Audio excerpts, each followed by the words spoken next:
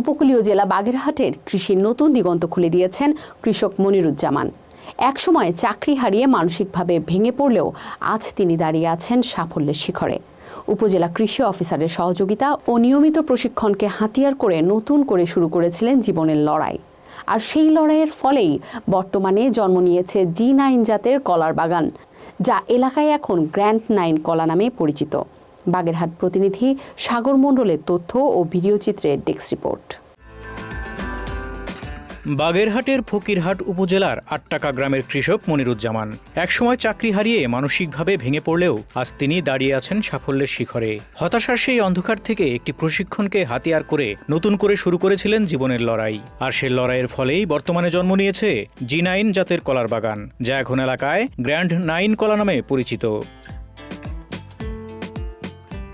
মনিরুজ্জামান 50 শতক জমিতে 375টি কলার চারা রোপণ করেছেন। প্রাথমিকভাবে প্রায় 90,000 টাকা বিনিয়োগ করে এ বাগান শুরু করেন তিনি। তবে প্রথম বছরেই আশানুরূপ ফলন হয়েছে, তাই এবার 3 গুণ লাভের আশা করছেন মনিরুজ্জামান।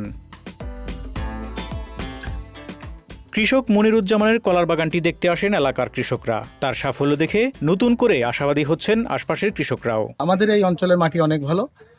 এই যে কলার কাঠি অনেক বড়, প্রায় 200 থেকে 220 পিস একটা কাঠিতে কলা ধরছে। আসলে যুবক যারা আছে, যারা শিক্ষিত সমাজ বেকার আছে, তাদের বসে না থেকে তারা যদি এই ধরনের চাষে যদি চাষি হতে চায় বা তার কৃষি অফিসের সহযোগিতা নিলে তারাও লাভবান হবে এবং বেকারত্ব দূর হবে। এই কলা চাষ শুরুতে ভাইয়া 2 বছর ধরে খাটাখাটনি করার পরে এবছর সে 2 লক্ষ টাকার মতন কলা বিক্রি করা আশা করা যাচ্ছে। ভাইয়া 90,000 টাকার মতন খরচ হয়েছে এবং ভাইয়ার ক্ষেতের চারা নিয়ে আমিও 26 শতাংশ জমিতে কলা চাষ করার চিন্তা ভাবনা।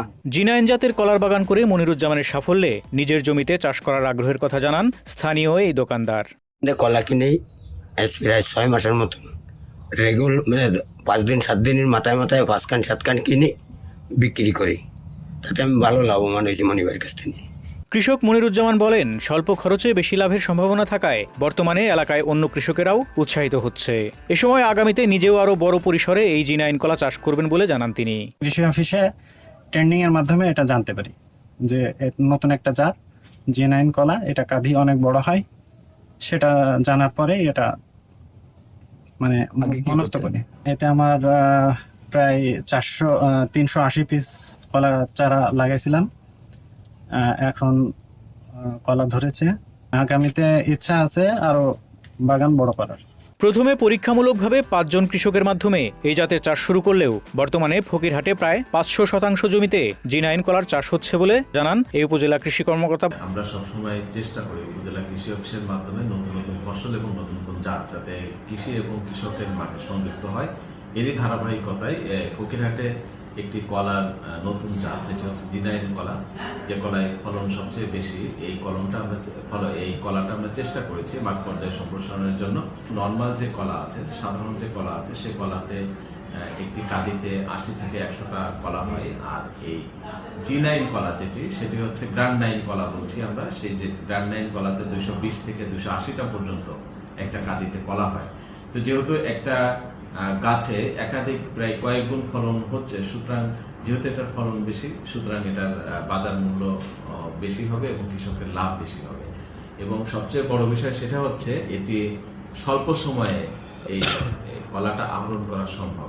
যেখানে নর্মাল যে কলাটা সেটি হচ্ছে 11 থেকে 12 মাস পর্যন্ত সময় লাগে, সেখানে এটি 8 মাসে এটি ফলন পাওয়া সম্ভব। জি9 কলার আলোয় এখন আলোকিত ফকিরহাট। এ আলো শুধু কলার বাগানেই নয়, কৃষকদের মনেও নতুন আশা জাগিয়েছে। হতাশার অন্ধকার ভেঙে তারাও আজ বুনছেন নতুন স্বপ্ন। ফারুক শিমুল, ঢাকা এক্সপ্রেস।